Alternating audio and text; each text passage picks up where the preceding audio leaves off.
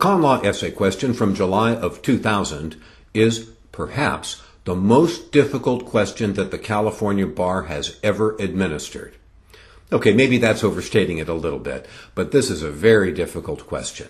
This is as hard a common law question as the Bar has given in the last 20 or 30 years. Let's have a look at the call of the question. 1. What arguments, based on rights guaranteed by the U.S. Constitution, could Ruth reasonably make in support of her action for an order quashing the grand jury subpoena? And how should the court rule on each?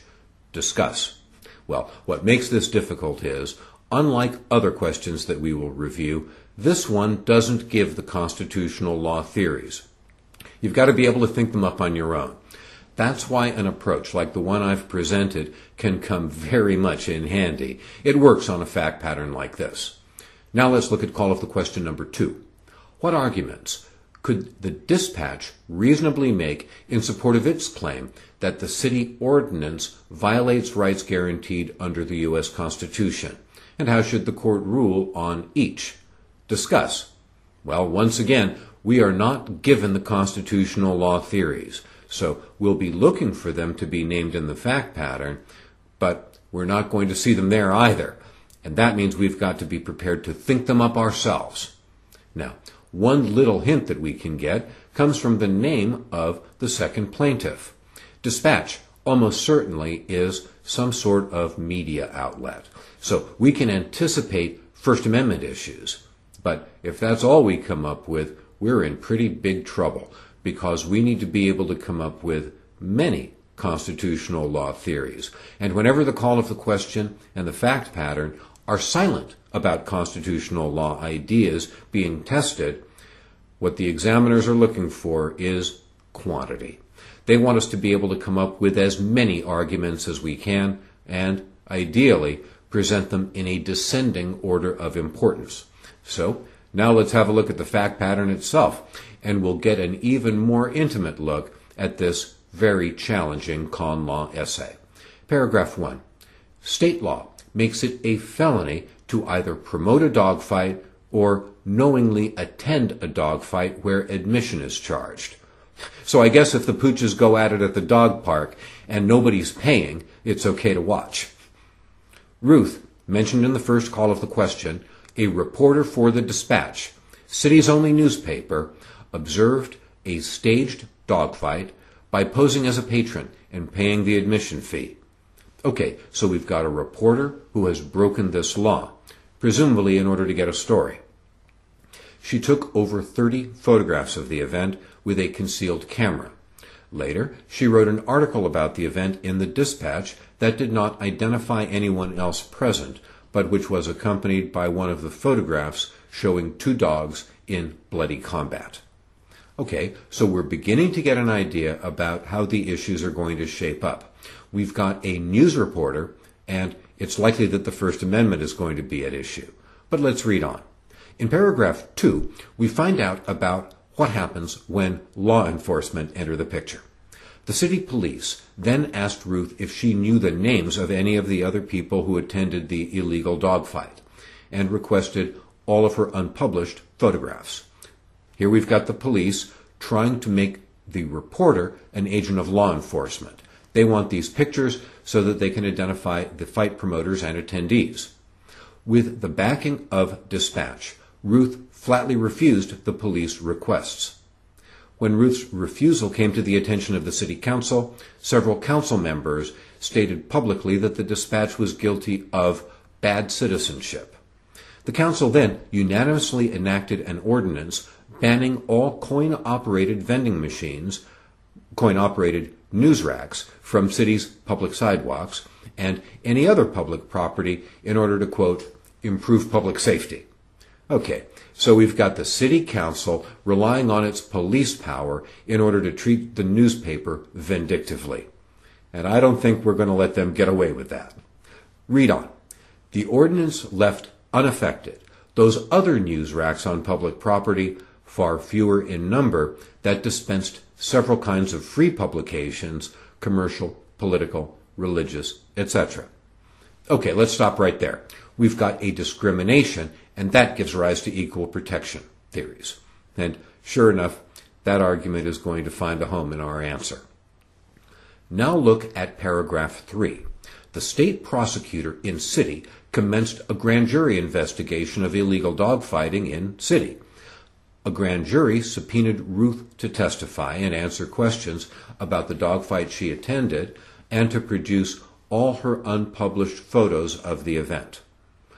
Ruth brought an appropriate action in state court seeking an order quashing the grand jury's subpoena. Okay, well that explains call of the question number 1. But let's conclude. In paragraph 4, we find out about the damages caused to Dispatch by the City Council action. The Dispatch sells about half its daily editions from coin-operated news racks on city sidewalks. The Dispatch commenced an action against the City Council in the local federal district court seeking a declaration that the ordinance banning coin-operated news racks violates rights guaranteed under the U.S. Constitution. And then we get the call of the question again. Okay, this is a challenging, difficult con law essay. And actually, this is challenging compared to really any bar exam essay. This is about as hard as they can make it. And what's hard about it is we've got to spot the issues and we've got to use our knowledge of constitutional law theories to generate the arguments. They don't spoon-feed them to us this time. So have a look at the outline of issues that I've got for you to examine, and you'll see how applying the approach that I've suggested earlier helps us get an idea about how to organize and how to come up with the content of our answer. Look at Roman numeral number 1 in my outline. This deals with Ruth's constitutional theories behind her motion to quash. Since we've got a private plaintiff, we need to talk about standing, ripeness, and mootness. Now, I don't think these really are at issue. It's fairly easy to establish all of these ideas. But the mistake would be to assume that it is so obvious as to be appropriate to leave out. These are at issue. We must make these points. And when we get to reviewing my answer, you'll see that I don't waste a lot of time on it. But I don't leave it out. Next, we go to the core of her arguments. And here, this regards the subpoena and the testimony and the photographs. So remember, when this reporter is being subpoenaed, they want a couple of things. They want her testimony and they want her pictures. And we're going to think about them a little bit differently, as you'll see as we progress through. Ruth has got a Fifth Amendment right against self-incrimination, and that issue is present. So we've got a con law essay that actually has an element of criminal procedure. As we know from the very first paragraph of this fact pattern, the reporter broke the law. She paid an admission price and she willingly and knowingly attended a dogfight. So she's broken the law and she can refuse to testify based on her own Fifth Amendment rights. Now, as you'll see in my answer, I point out that the prosecution can get around the Fifth Amendment by awarding her or granting her immunity. After her Fifth Amendment right against self-incrimination, she also will make an argument about her First Amendment freedom of speech, and then we'll turn to the photographs. It seems to me that the photographs are much easier game for the grand jury than her testimony. And that's what my conclusion indicates. Next, we turn to the second call of the question, the dispatch against the City Council, again, with regard to the anti-news rack law. And here, once again, since we've got a private plaintiff, we need to deal with standing, ripeness, and mootness. And again, these are easy issues, and it doesn't take long to handle them. But leaving them out is a very serious error. So, we don't make that error. Next, we turn to the core of the dispatch case, and that's the First Amendment and equal protection. Have a look at my First Amendment analysis on the outline. Here, since we've got a number of different facts relating to the same point, I use those facts as an organizing principle. I indicate that this ordinance was passed out of anger. I note that the council had a rationale for their action that was a dishonest rationale, that they were doing this for public safety. Next, I focus on the statute as an invalid time, place, and manner restriction, and I conclude in favor of the plaintiff. Next, we turn to equal protection and the Fifth Amendment taking issue.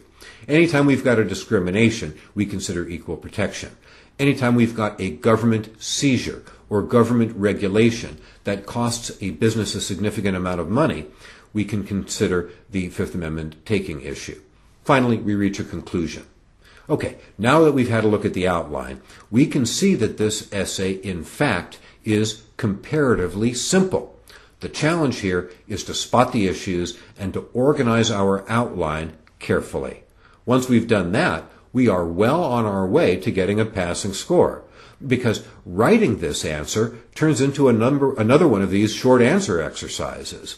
The challenge is to think like a lawyer, on your feet, under time pressure, and with complicated facts, to come up with an accurate set of issues and clear analysis. Okay, now let's have a brief look at my answer, and I'll direct your attention to some of the salient points. Look at page 1, directly under Roman numeral 1. I lead with the facts. I indicate who Ruth is and what the state prosecutor is out for. I indicate that Ruth has constitutional arguments in support of her motion to quash.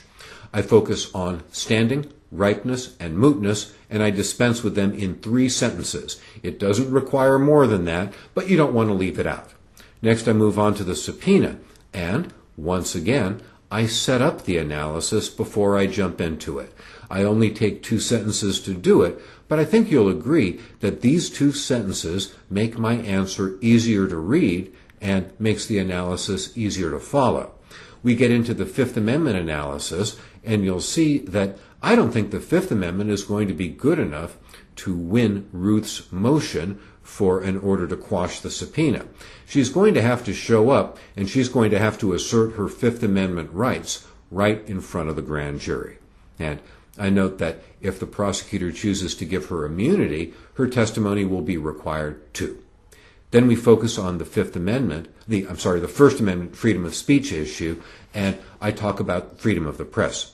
Notice how I make reference to the 14th Amendment, applying the First Amendment rules to the states, and I focus on how the First Amendment really doesn't extend to give Ruth the protection that she seeks. I think this paragraph is worth your review because it is a tight and concise argument and also an accurate assessment of how the law will treat with the facts that are presented in this pattern.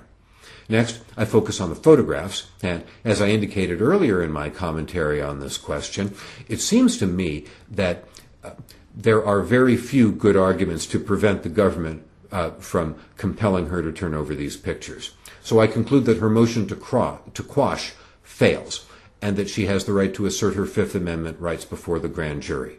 In any event, she has to turn over the photographs. Then I turn to the dispatch litigation against the City Council with regard to the anti-news rack law. Once again, I lead with the facts to set up the arguments. I indicate who the dispatch is and what they have done. I also identify the City Council and I indicate what they have done. And right up front, I indicate that the newspaper has got good constitutional arguments.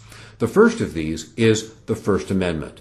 But notice again how I find a home for details about standing, ripeness, and mootness. I don't dwell on it. I only spend 4 or 5 sentences on it. But they're important, and so I counsel you never leave these ideas out. The First Amendment freedom of speech issue is a fairly simple one. Notice how I work in the standard of review. Then I focus on the facts.